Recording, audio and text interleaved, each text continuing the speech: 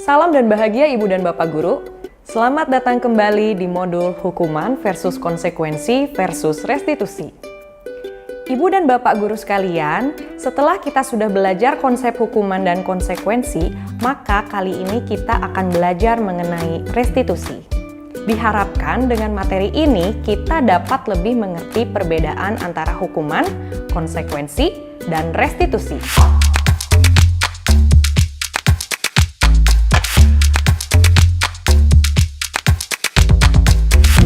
Kamu tidak boleh main di luar ya, karena kamu coret-coret sembarangan di tembok. Tadi pagi aku terlambat 20 menit, maka aku harus tunggu 20 menit lagi untuk pulang.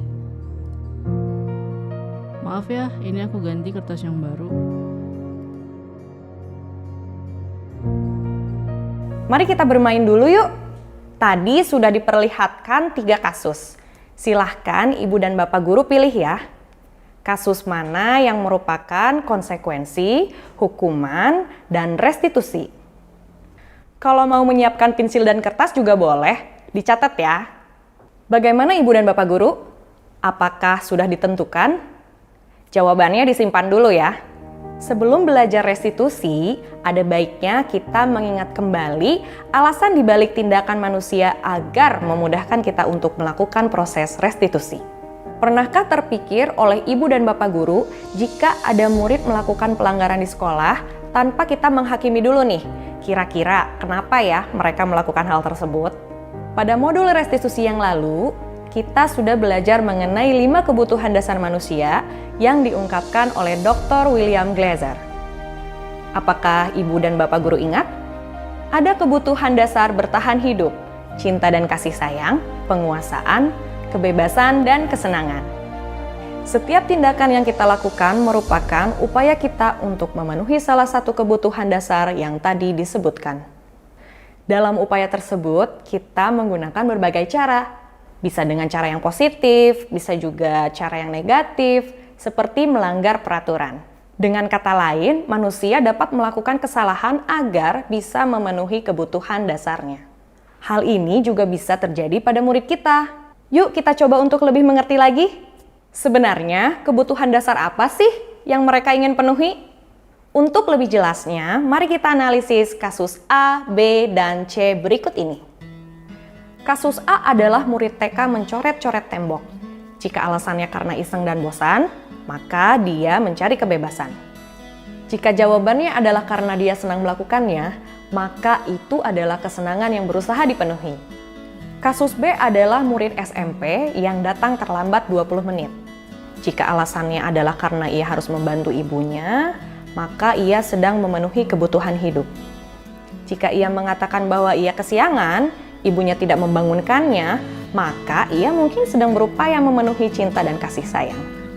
Ia ingin diperhatikan oleh gurunya atau ibunya, karena gurunya pasti akan melaporkan hal tersebut pada orang tuanya. Kasus C adalah murid SD yang merobek kertas temannya. Jika alasan sang murid adalah karena kesal pada temannya dan ingin temannya menuruti keinginannya, maka ia sedang memenuhi kebutuhan penguasaan. Dengan mengerti dan membuka diri atas beragamnya kebutuhan dasar manusia, maka kita bisa memberikan ruang kepercayaan dan empati pada setiap kesalahan murid. Ketika kita bisa mengerti kebutuhan apa yang sedang ia ingin penuhi, reaksi kita akan menjadi lebih tenang, tidak menghakimi. Kita bisa berkomunikasi dengan lebih baik kepada murid. Disinilah proses restitusi bisa kita mulai. Dengan memahami kebutuhan dasar manusia, kita menjadi lebih sadar bahwa murid kita sebenarnya adalah manusia, sama seperti kita. Mereka juga bisa salah.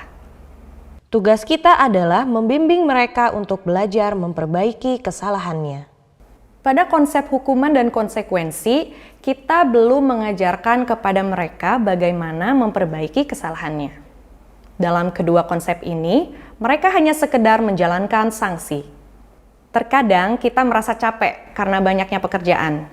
Jadi kita memilih jalur cepat bagi murid untuk menyelesaikan masalahnya, yaitu melalui hukuman dan konsekuensi. Ini tidak melatih murid untuk mempunyai perilaku berpikir kritis sebagai pemecah masalah yang baik. Pada restitusi, kita menanamkan rasa percaya, memberikan ruang refleksi dan diskusi untuk mereka bisa memilih solusi terbaik dalam memperbaiki masalah mereka. Dengan memberikan kebebasan kepada mereka untuk memperbaiki masalahnya, maka kita sudah memberikan hak kemerdekaan kepada mereka untuk belajar atas kesalahannya. Dengan ini, kita juga sudah memenuhi satu kebutuhan dasar murid, yaitu kebebasan. Terkadang kita masih suka bingung dan terjebak tentang konsekuensi dan restitusi. Kita suka menyebut setiap solusi yang keluar dari ide murid itu sendiri. Hal itu merupakan restitusi. Kita perlu lihat lagi, apakah solusi itu mempunyai korelasi logis untuk memperbaiki masalahnya, atau mereka hanya sekedar menjalani konsekuensi. Mari kita kembali melihat kasus A, B, dan C yang Ibu dan Bapak Guru sudah kategorikan. Kita akan lebih jelas melihat perbedaan antara hukuman, konsekuensi, dan restitusi. Pada kasus A, murid mencoret-coret tembok lalu tidak boleh mengikuti sesi bermain. Mari kita analisis, adakah korelasi yang logis antara mencoret tembok dengan tidak dapat sesi bermain? Lalu bagaimana dengan tembok yang kotor? Siapa yang membersihkan?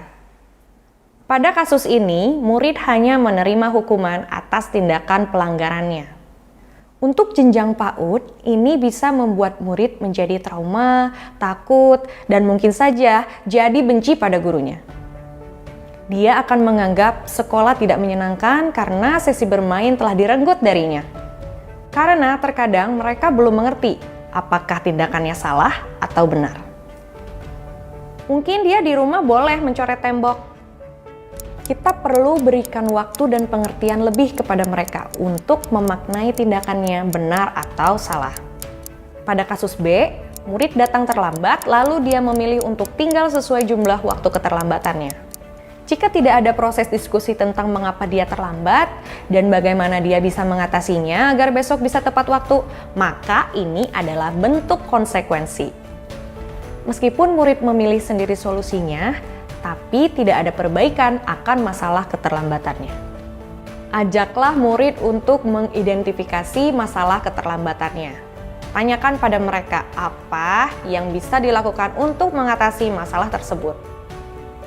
Pada kasus C, murid merobek kertas temannya. Ia meminta maaf dan memilih untuk mengganti kertas tersebut. Dengan meminta maaf, maka ia sudah mengerti bahwa ia berbuat salah. Tentu kita harus pastikan bahwa meminta maaf memang pilihannya, bukan karena paksaan orang lain. Lalu, dengan ia mengganti kertas temannya yang robek, kita bisa melihat usahanya untuk bertanggung jawab, memperbaiki kesalahannya. Sepertinya di sini murid sudah mengerti bahwa kesalahannya itu harus diperbaiki dan bukan hanya selesai dengan minta maaf. Jika solusi ini adalah atas usul murid sendiri, maka restitusi sudah terjadi. Dampak ke depannya, murid akan memiliki disiplin diri. Dia mengerti bahwa merobek kertas temannya adalah salah. Dia tidak akan mengulangi.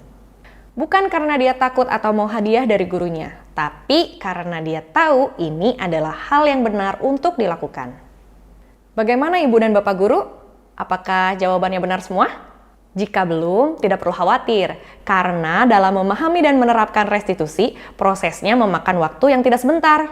Teruslah berusaha membuka diri untuk melihat perspektif lain dari kasus pelanggaran murid, yaitu dengan mengerti dulu kebutuhan dasar manusia. Ini akan sangat membantu. Meskipun prosesnya terlihat panjang atau mungkin kita juga bingung bagaimana dan dari mana memulainya, tetapi restitusi mempunyai dampak positif yang panjang bagi perkembangan murid. Lalu, apa saja ya tantangan dan bagaimana cara kita memulai restitusi di kelas? Kita akan bahas pada materi selanjutnya ya. Ibu dan Bapak Guru sekalian, sekian materi restitusi untuk saat ini. Sebelum kita benar-benar mengakhiri, yuk kita berefleksi sebentar. Silahkan diingat-ingat kembali satu bentuk tindakan pelanggaran murid yang pernah kita hadapi. Bagaimana cara Ibu dan Bapak Guru dalam membantu murid menyelesaikan masalahnya? Apakah saat itu kita sudah memberikan kesempatan untuk murid bisa melakukan restitusi? Jika belum, apa yang harus diperbaiki agar proses restitusi dapat kita terapkan? Dari mana kita bisa memulainya? Selamat belajar Ibu dan Bapak Guru. Tetap semangat ya. Salam bahagia Ibu dan Bapak Guru hebat.